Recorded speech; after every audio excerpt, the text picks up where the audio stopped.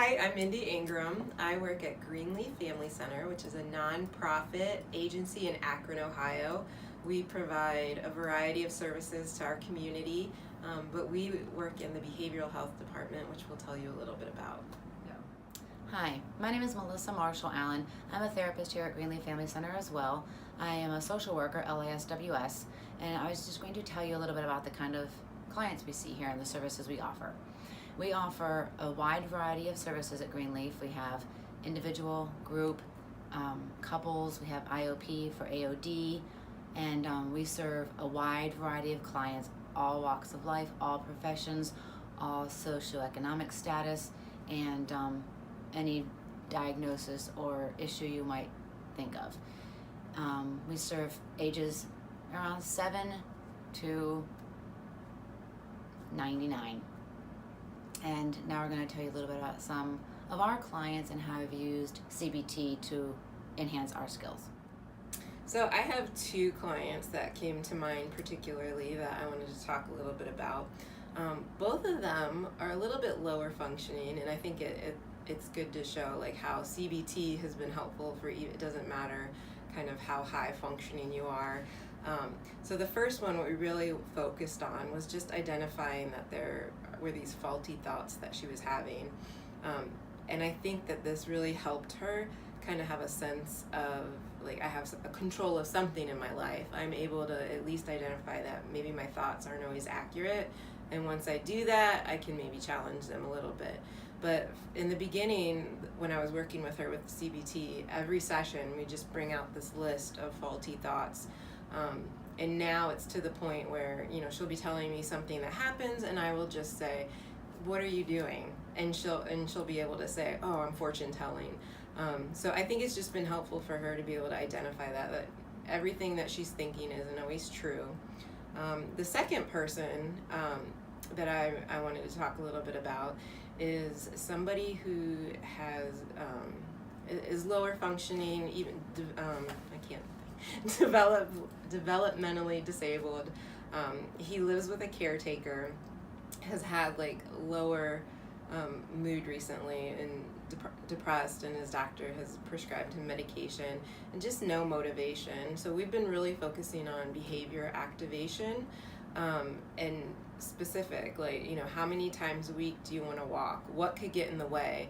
And again, I think that's helpful for him. He has a sense of control, like, oh, well, I can kind of plan ahead. And yeah, I don't have control of the weather. I don't have control of, whatever might, get in my way. I do have control over my thinking. If I just don't feel like going, I'm going to come up with, something to tell myself to just get me out the door. Or I'm going to come up with an alternative plan if it is raining. So I've seen some improvement in him as far as just feeling better. Like, yeah, I have a plan, and if I don't stick to it, I can come up with an alternative plan. If I do stick to it, I feel a little bit better about myself.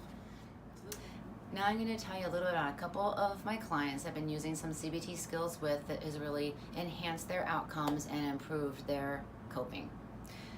The first is a client of mine who has been coping with some family stress and struggles.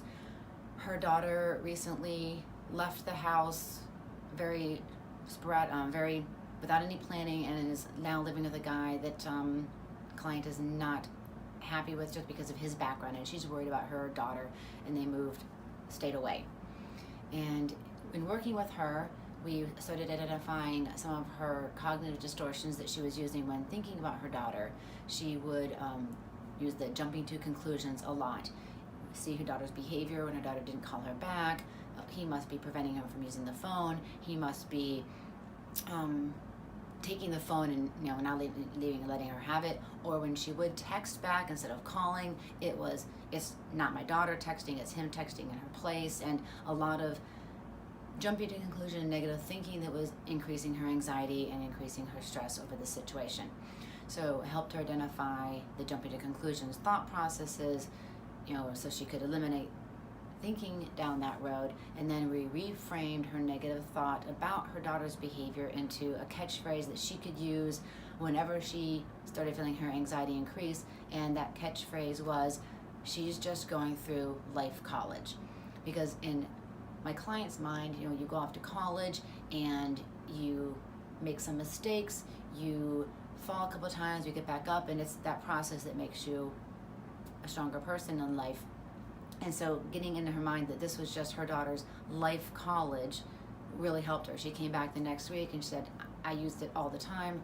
Every time I thought about what she was doing, I was like, you know what, this is just her life college. She has to do this. She's got to go through this.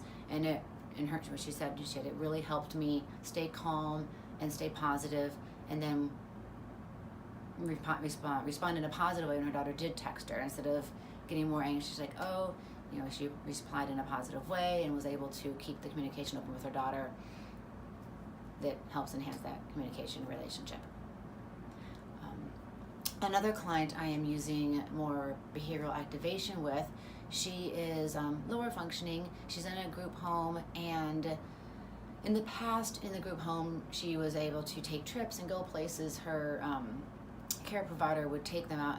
We called them outings. When I was talking with her, I was like, oh, what was your outing this week? What was you're going to do next week? And it was always a highlight in the week for her. Well, she recently had some health complications and has a medical care, but so when she's come back to the home, she has not gone on any of these outings as of yet, and she has no idea why. And so her behavioral activation task was to ask her, the care provider who was there, to take her to go get ice cream. So sometime between our last session and her next session, her goal is to just ask one time to go get ice cream. And we went through some of the things that would get in the way of, you know, the transportation, or are her other housemates around. So we picked a time when other housemates were at their work or day program, so she was by herself and be easy to go get ice cream, and centered on a day of the week that was best for her because of, you know, just scheduling in the house and whatever things else they had going on, her therapies. And so we went through a process of eliminating other distractions or other complications, and we will see when she comes back next week if she accomplished her goal. I will let you know. Stay tuned for, you know, people are people, what would it be? Hey, Melissa, are you hungry? We can go to Denny's. I heard if you say it's your birthday, we can get something free to eat. It is my birthday. Okay, let's go. Let's go.